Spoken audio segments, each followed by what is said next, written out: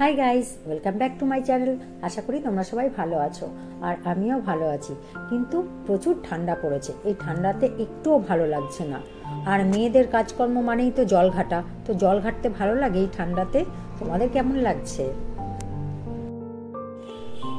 বাবান আবদার করলো আজকে রাতে মটরশুঁটির কচুরি খাবে। তা আমি বললাম মটরশুঁটির কচুরির সাথে কি খাবি, প্লেন আলুর তরকারি করে দিই। বলছে না মা, আলুর তরকারি খাবো না, তুমি এর সাথে কষা কষা করে আলুর দম করো। তো আমাকে যথারীতি অনেকটাই খাটতে হবে, বুঝতেই পারছি, আর একা হাতে সবই করতে হবে। তো দেখো মটরশুঁটির কচুরিটা আমি ভাজছি, খুব সুন্দর ফুলেছে।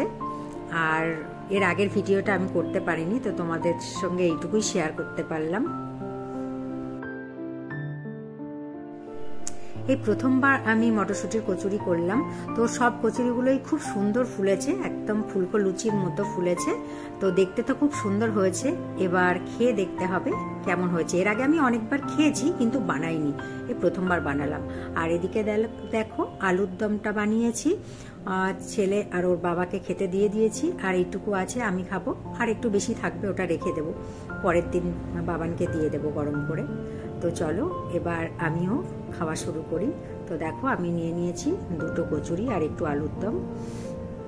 আমি তোমাদেরকে ভেঙে দেখাচ্ছি, এর ভিতরটা ফুলেছে খুব সুন্দর, তোমরা তো দেখতেই পাচ্ছ। আর ভিতরটা দেখো খুব সুন্দর হয়েছে, দেখতে খুব ভালো লাগছে, পুরো সবুজ হয়ে রয়েছে।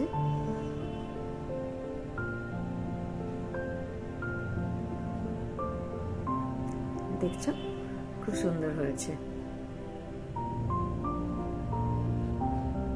এর সাথে একটা রসগোল্লা নিয়ে নিচ্ছি, খুব সুন্দর লাগবে খেতে, তোমাদেরও নিশ্চয়ই ভালো লাগে।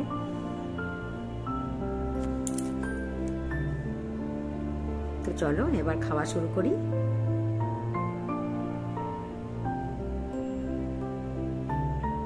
ছেলে আর ওর বাবা তো বললো ভীষণ সুন্দর হয়েছে, তো আমি এবার খাচ্ছি। তো চলো এবার আমি খেয়ে দেখি কেমন হয়েছে, নিজের হাতে বানানো খাবারটা খেয়ে বলছি তোমাদেরকে।